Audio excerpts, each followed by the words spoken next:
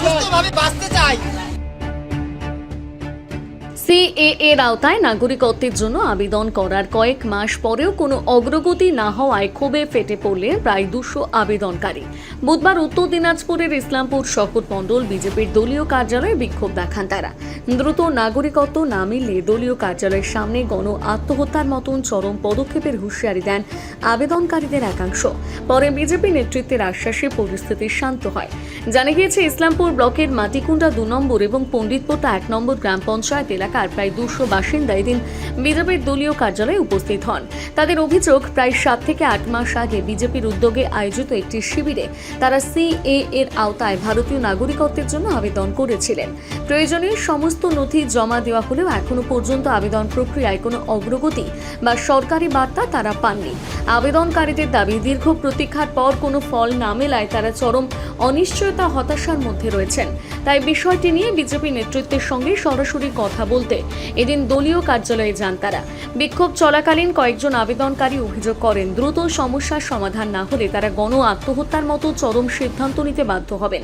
এই বিষয়ে আন্দোলনকারীরা জানান, প্রধানমন্ত্রী যে আইন পাশ করেছেন, ভারত বাংলাদেশ থেকে বা পাকিস্তান, আফগানিস্তান যেসব হিন্দু অত্যাচারিত এবং পীড়িত নিপীড়িত তারা এই ভারতবর্ষে আশ্রয় নিয়েছে শরণার্থী হিসেবে, তাদেরকে সিএর মাধ্যমে নাগরিকত্ব দেওয়ার কথা বলেছেন।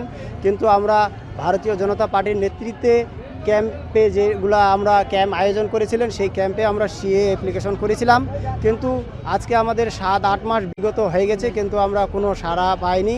তাই আমরা অসহায় বোধ করে আমরা আজকে পার্টিতে আমরা এখানে জমায়েত হয়ে পার্টির নেতাদের আমরা সেই ক্ষোভটা আমরা জানাইতে এসেছি।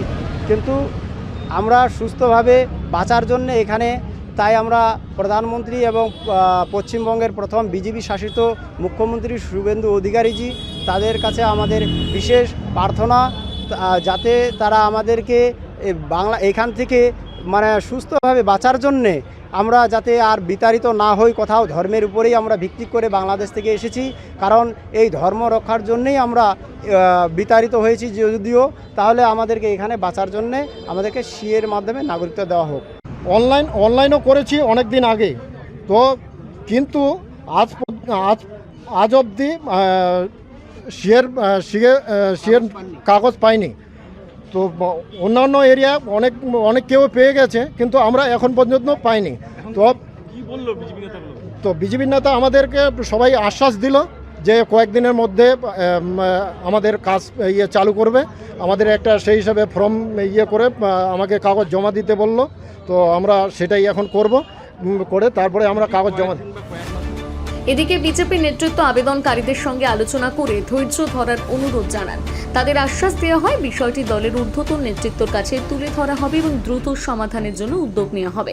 এই বিষয়ে বিজেপি ইসলামপুর শহর মণ্ডলের সভাপতি চিত্রজিৎ রায় বলেন, দেখুন, এক্ষেত্রে অনেকে গ্রামের লোক আছে, অনেকে ছোট মোবাইল নাম্বার ভুল, মেল আইডি তাদেরকে দেওয়া হচ্ছে, তারা মেল আইডির বিষয়টা বুঝতে পারছে না। SMS কখন আসছে, হয়তো উপর থেকে SMS আসছে ভেরিফাই করার জন্য আপনার ওখানে যাবে, আপনি আসুন ডকুমেন্টস নিয়ে। সেই সময় সাধারণ লোক অনেকে সেটা বুঝতে পারছে না এবং সঠিক টাইমে পৌঁছাতে পারেনি, এটাও ঠিক।